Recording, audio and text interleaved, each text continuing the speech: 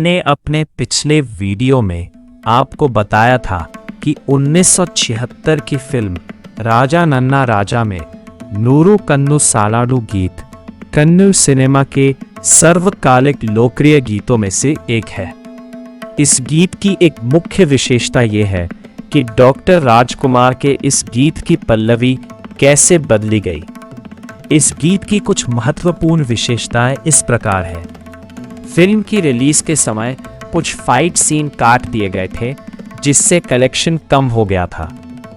बाद में निर्माता अब्बैया नायडू के अनुरोध पर वे सीन फिर से जोड़े गए और फिल्म ने बड़ी सफलता हासिल की। इस गीत में डॉक्टर राजकुमार और आरती ने अभिनय किया है। फिल्म की कहानी प्रसिद्ध लेखक जोड़ी सलीम जावेद ने लिखी थी। इस गीत को महान गायकों पीबी श्रीनिवास और एसपी बालासुब्रमण्यम ने मिलकर गाया है। डॉक्टर राजकुमार की फिल्मों में इन दोनों महान गायकों का साथ में गाना एक विशेष बात है। जी.के. वेंकटेश ने इस गीत को अद्भुत संगीत दिया है। बाद में उन्होंने इसी राग का उपयोग 1980 की तेलुगु फिल्म जाथारा के मखामासा वेलालो गीत में भी किया।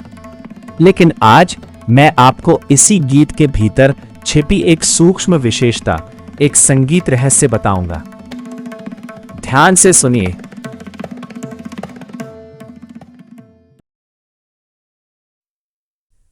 इस गीत के प्रारंभिक बोल बारे नन्ना मोहिनी थे, लेकिन बाद में गीतकार ची उदया शंकर ने इसे बदल दिया।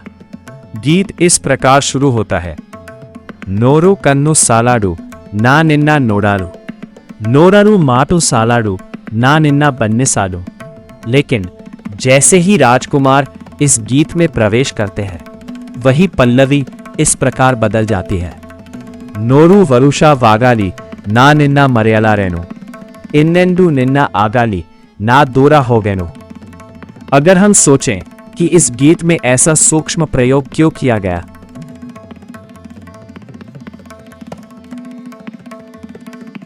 डॉक्टर राजकुमार केवल एक अभिनेता ही नहीं थे, वह एक गायक भी थे। उन्हें रागों के प्रति गहरी रुचि थी और अपनी फिल्मों में वह हमेशा मेलोडी आधारित क्लासिकल शैली के गायन को पसंद करते थे।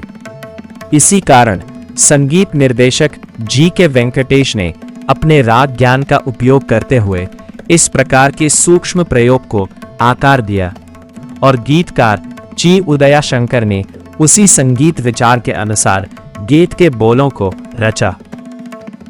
यदि हम इस गीत को ध्यान से सुने तो हम एक विशेष बात को देख सकते हैं। गीत की हर पंक्ति और अधिकांश शब्द यू उकार ध्वनि पर समाप्त होते हैं। ये केवल शब्दों का चयन नहीं है। ये केवल शब्दों का चयन नहीं है। जब यू ध्वनि आती है तो होंठ गोल हो जाते हैं और हवा का प्रवाह सहज रूप से आगे बढ़ता है। इसके कारण स्वर अधिक समय तक टिकता है। गीत का प्रवाह बिना टूटे चलता रहता है। श्रोता को एक कोमल और मधुर अनुभव होता है।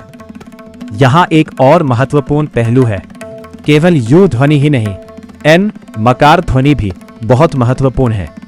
जब एम ध्वनि आती है तो हमारे शरीर में एक हल्का कंपन उत्पन्न होता है।